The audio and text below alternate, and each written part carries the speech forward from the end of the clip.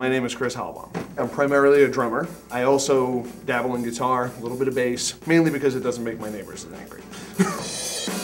The brand that I'm playing currently is PDP. They're made by Drum Workshop, or DW, so they're an excellent set of drums. Sound-wise, they sound very good. They tune up nicely.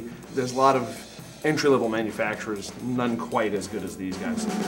When I'm choosing a component for a drum set, a lot of it is based on the style of music that you're going to play. As an example, for more of an alternative style, you use smaller drums like this, little accent cymbals.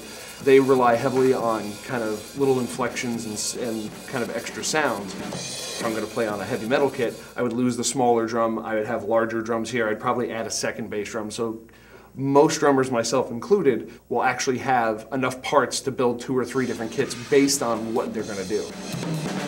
As far as the sound of these guys, the birch shells on them are really nice. They tend to be a very bright sound. They throw sound very quickly. They ring really well, which is another thing that I like. When I hit them, I want them to be fairly loud without being distorted or ugly sounding. These are crash cymbals. Most drummers, on the whole, have a pair of them. They're usually matched.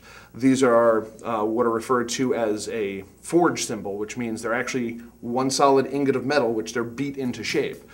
This set over here is called a hi-hat. New beats have been around a long time. They're very consistent. They really haven't changed them at all in probably 15 years. Another item that we have on the kit here, this is called a Zil-bel.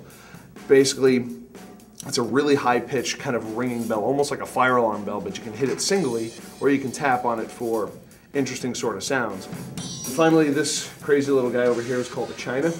Made of similar material, similar thickness, but the edge being bent gives it a very short and sharp sort of sound. Almost literally like a garbage can lid, the irony being that you're actually trying to get that sound when you're trying to avoid it everywhere else.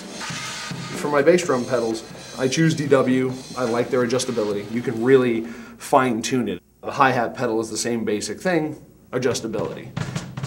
It also works out really nice that the drums and the pedals are all made by the same people, as well as the bulk of the cymbal stands that I use when I don't use a rack. When I use the rack, it comes with the stuff made from the company called Gibraltar. It's actually supplied with all those little bits and pieces.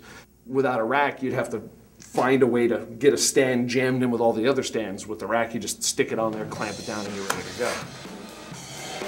As much as it's an instrument, I look at my drum set as a giant toy store.